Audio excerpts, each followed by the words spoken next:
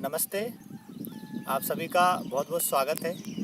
आज पुनः एक महत्वपूर्ण विषय को लेके आया हूँ कि ध्यान हम कैसे करें, क्योंकि ध्यान से हम सभी इस शब्द से बहुत गहराई से परिचित हैं और अपने दैनिक दिनचर्या में हम कई बार इस शब्द को सुनते भी हैं।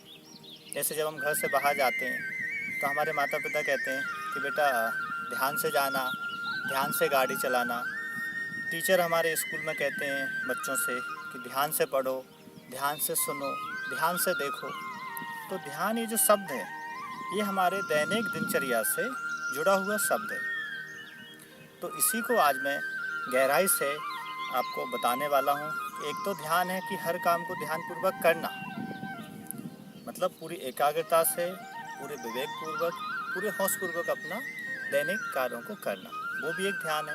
और एक दूसरा ध्यान है कि जो हम ध्यान की अवस्था में करते हैं, सुखासन में बैठ जाते हैं या सिद्धासन में बैठ जाते हैं, बाएं पैर नीचे दाएं पैर ऊपर, या पद्मासन में बैठ सकते हैं आप, या वज्रासन में बैठ सकते हैं, या जिन लोगों को बैठने में दिक्कत है, घुटनों में दर्द है, तो वो चेयर पे बैठ सकते हैं।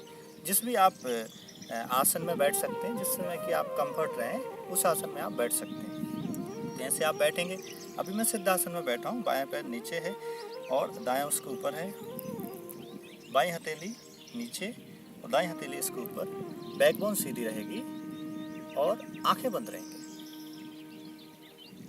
और जो श्वास आ रही हैं जा रही हैं, सारा दिन हमें तो श्वास लेना नहीं पड़ता, हमारा बॉडी, हमारा शरीर स्वतः श्वास लेता है और छोड़ता है। तो जो प्राकृतिक श्वास है, जो स्वाभाविक श्वास हैं, उनको आती जाती श्वासों को यहाँ पे नासिका पे उनको महसूस करना है, देखना है ध्यानपूर्वक, थर्ड आई से, मतलब विवेक की आई से।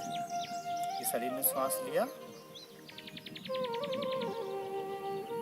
छोड़ा, श्वास आए, ये श्वास गई। तो साक्षी वहाँ हो गए, यहाँ पे आपको आती जाती श्वासों को देखना है। इसमें क्या होगा, इसमें आपका एकाग्रता बढ़ेगी। और जब आप इन आती जाती श्वासों को देखेंगे तो आपको कहीं पास्ट के कोई विचार आएंगे या फ्यूचर के कोई विचार आएंगे, तो वो उन पे आपको रिएक्ट नहीं करना, मतलब कि उनको आपको बल नहीं देना, मतलब उनको आपको सिर्फ स्वीकारना है कि ठीक है, कोई पास्ट की घटना आ गई, कोई बुरा विचार याद आ गया, ठीक है वो आ गया, कोई फ्यूचर की कोई चिंता याद आ गई या फ्यूचर को कोई प्लान याद आ गया, ठीक है वो आ गया।